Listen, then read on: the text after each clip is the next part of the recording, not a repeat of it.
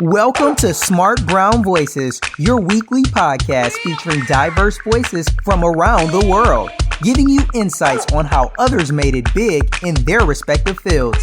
Now sit back, grab a notebook, and get ready to be inspired. And don't forget to use hashtag #SmartBrownVoices to share insights, moments of wisdom, and things from the show that inspire you. And now, here's your host, social media nerd and technology activist, Mr. Mike Street. Hey, what's up, everybody? It's me, Mr. Mike Street, and welcome back to another edition of Smart Brown Voices.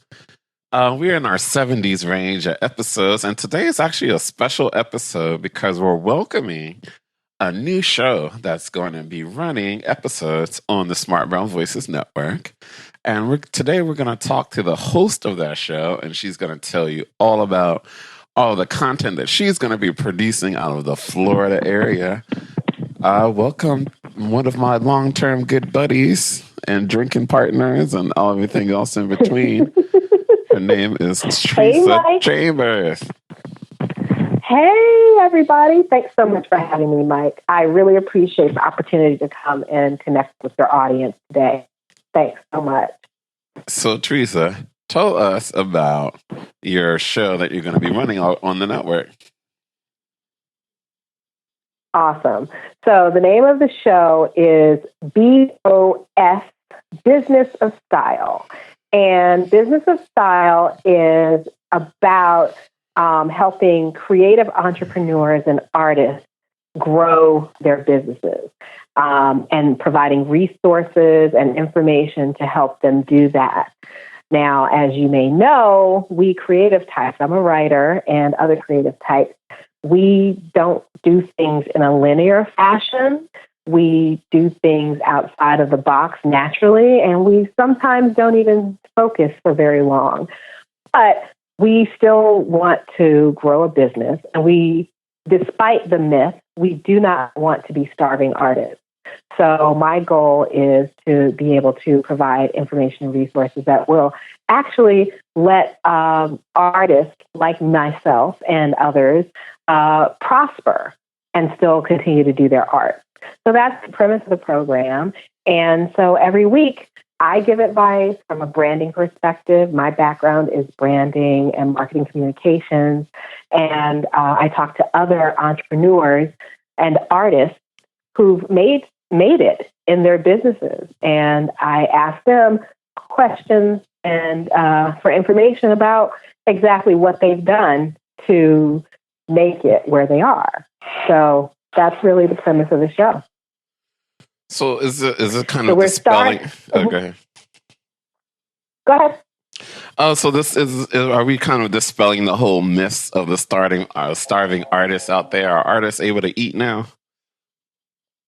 That is my mission. There are many artists who've been eating for years, but for some reason, we haven't caught on. And what's really exciting right now is that we are in times in business where creativity is so critical and the artistic mind is really, really valued.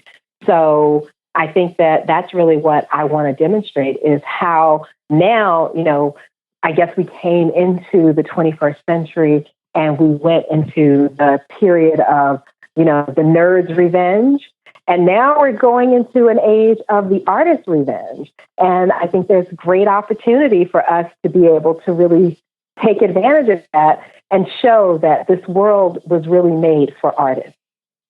And when you look at like dance music culture and things of that nature, like dance artists, they thought they all but died in the, I guess like the 90s where, because everything was about hip hop and a lot of artists were, dance music artists were losing money, because everything went kind of digital and electronic and they couldn't really find a revenue stream. But now when you look at today, fast forward to 2017, DJs and, artists, EDM artists are making millions of dollars, from their artistic endeavors because they were able to find a new audience And, kids are flocking to, things like Electronic Circus and all of those types of events. So talk to us a little bit about how, the artistic mind, really has to think outside of the box to find new revenue streams.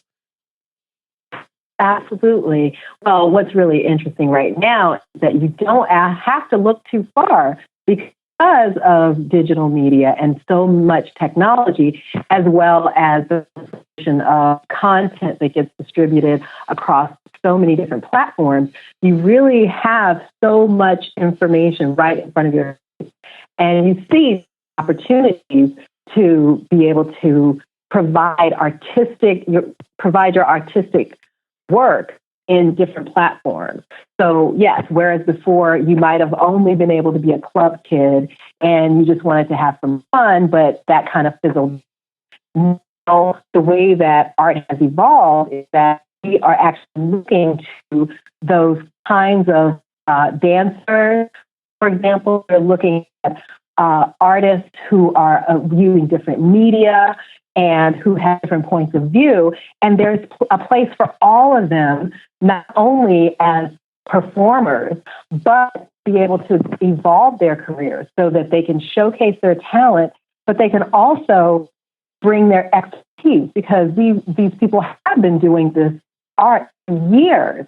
And so they put in those 10,000 hours that Malcolm Gladwell talks about, and they really have a level of expertise that can now be leveraged in these different platforms for different purposes, from actually performing to even commercial work and marketing and in technology and innovation with virtual reality. These are the kinds of experiences that actually will bring more to a video game than just your typical kind of limited creation that you might have had in a few years ago with virtual reality. Imagine a dance game where you actually have someone who's actually performing these really interesting moves that normally have been included in in a game show, in a video game. But now, because there's an expectation of always delivering higher value, higher quality, more challenging, more innovative kinds of experiences for the consumer, these dancers, for example, are able to actually add and enhance what's being put on the market from a perspective of technology as well. And I look at the platforms like YouTube. There's a YouTuber that I follow a lot. His name is Jeffree Star, and he's kind of a punk kid. But he was able to take his punk style, and he's covered in tattoos, and he wears lipstick and has pink hair. But he was able to take that and turn it into a full-on business where he's doing $3 or $4 or $5 million a year in product revenue. He created his own makeup line, and people are buying it, like crazy, and he's getting millions of views on his YouTube makeup tutorials. So like you said, there's space for everybody out here in the in this kind of new economy that we have now with influencers and people leveraging their expertise from whatever it might be to to share their story and to share their product. And I think for all of our listeners out there, it's really about how do you leverage your creativity and your knowledge and your skill set to innovate yourself and find a new avenue to expose your business or your product or anything else that you're trying to do in life, because there is an audience out there who is interested. You just got to find it.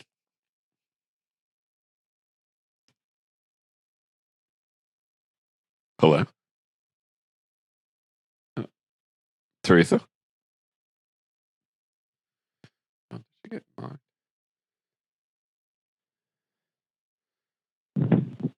Teresa.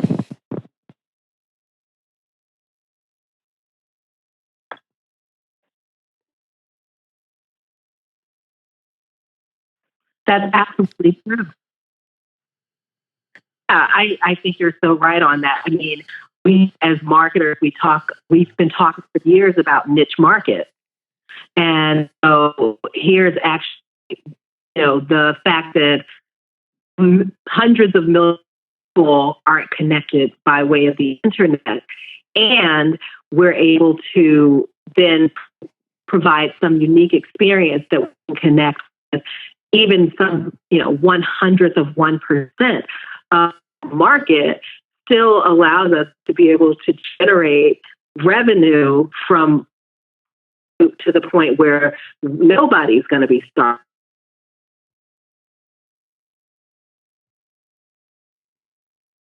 Some portion of the marketplace that they can actually connect with to generate revenue. And one of the key things is, I think, to think about, for artists, we're not thinking of ourselves as a business, but to the point that you made about the example you just gave, that's very important to really look at whether you're simply going to focus on being an artist and limiting yourself in that way, or if you really are going to expand your opportunities, which to me is what really the artist is all about. True artists, I would say, are those that do have that vision and can look beyond what's right in front of them. So, Teresa, tell us about, this innovation economy. Like, how fascinating is it that, almost anybody now who has an artistic vision can take their art and, stick it on a coffee cup or a t-shirt or, a notebook and start to make revenue. Well, that is the exciting part. If you look at it that way, you have, a visual artist is a great example, right? Because an artist may have a particular point of view that they really focus on developing, and they build their art portfolio around that particular point of view. That's their high value, their fine art. But they also can certainly create some graphic designs that could be applied to a t-shirt that can be produced in mass and sold en masse and generate revenue to more than cover their lifestyle and cover the cost of the materials for those fine pieces of work. And they also get that additional exposure if they choose to. So that's just one area, but it's really about building that brand for yourself as an artist. What is it that you really want to stand for? So and who is your audience? It goes back to that as well. So if you want to continue to be considered a fine artist and that's your exclusive focus, then there's an opportunity for that part of your work to really shine if you focus on that. But if there's an interest in really diversifying and really just being out there and creating more work, which so many artists, I know, myself included, I just want to write. I just want to write, and I know what my strengths are, but, I just want my work out there. If someone else is a painter, they want their work out there. Musicians, they just want to produce. They'll do it for free. We always say, no matter what we do, whether it's in a creative field or in any other profession, there's always that saying that, you do what you love and you will do it for free.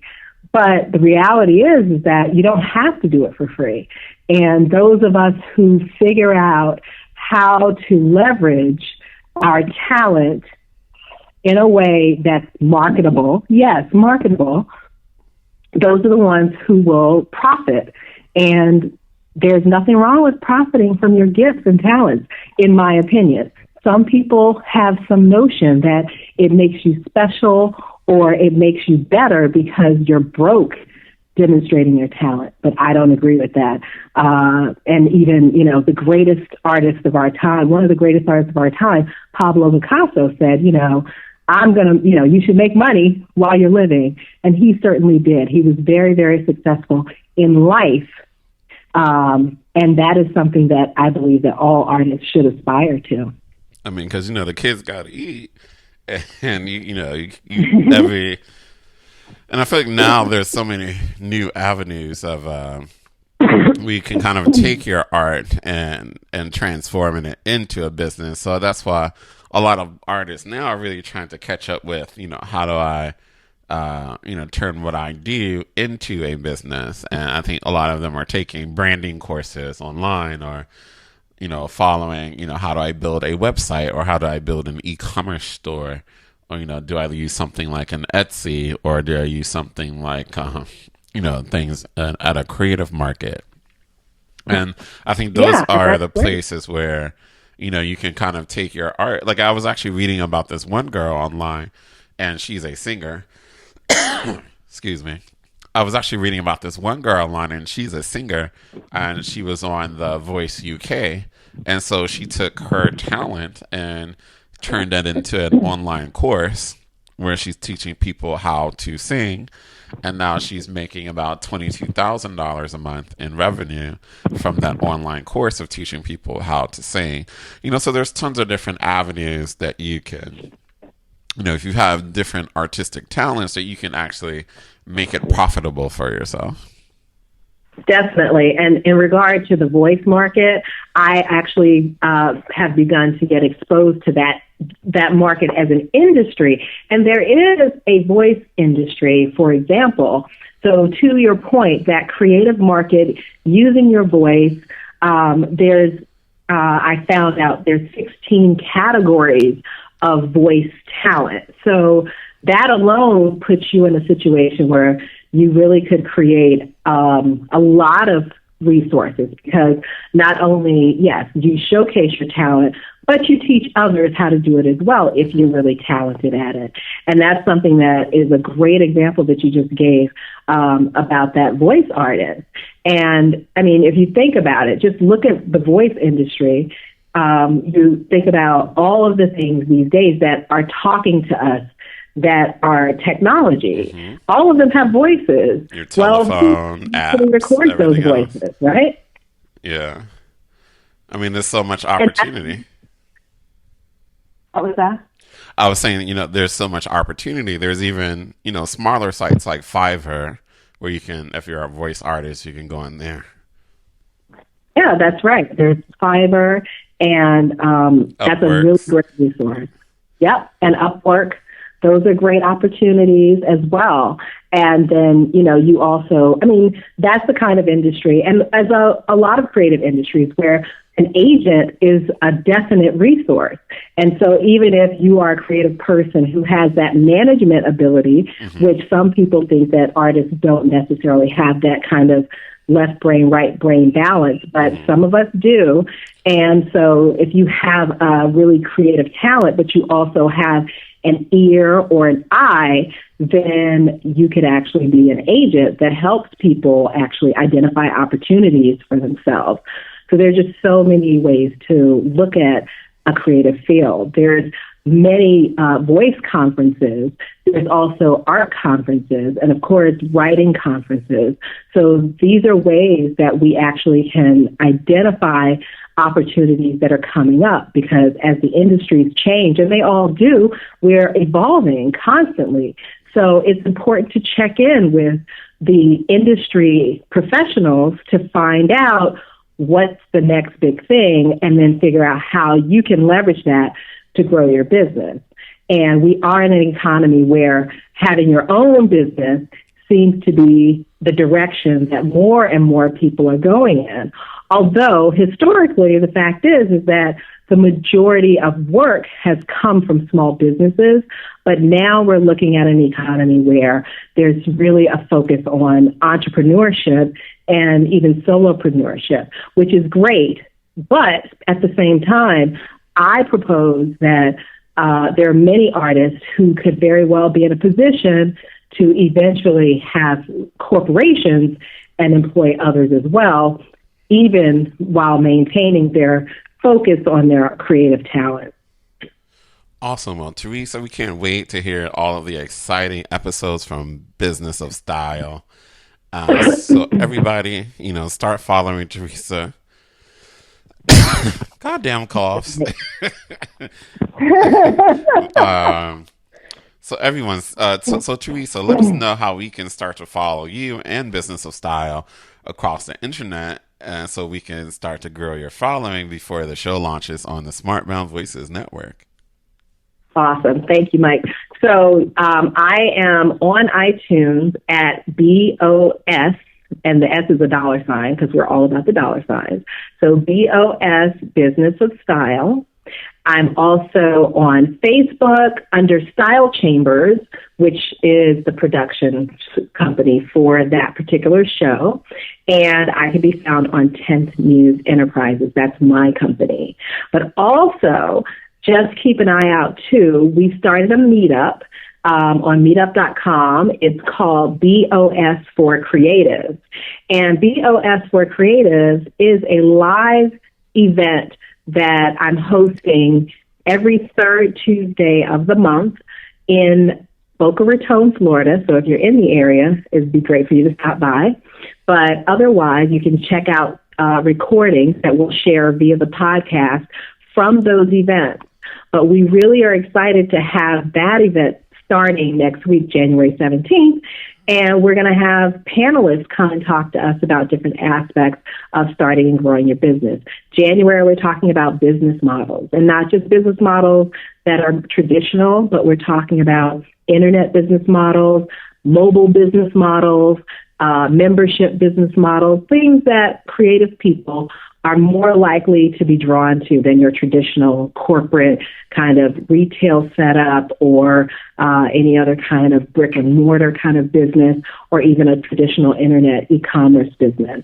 So check out BOS Live. You'll hear more about that online, and you'll hear some of the content from that on the podcast as well. BOS, Business of Style, which is on iTunes. And really excited to hear all the comments and feedback that we get from this, from the programming that we're doing. And if there's anything else that you guys want to hear about in regard to starting and growing your business as a creative entrepreneur, I'd love to hear from you. And you can reach me online, Style Chambers, and my name is Teresa Chambers. And on Instagram, it's Muse with Me. That's what I like to do.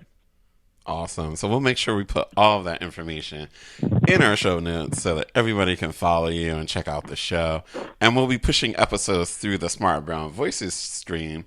So just stay tuned. Make sure you subscribe to us on iTunes. Make sure your friends subscribe, your mommy subscribes, your dog subscribes. And make sure that you leave us a review, because reviews make us better.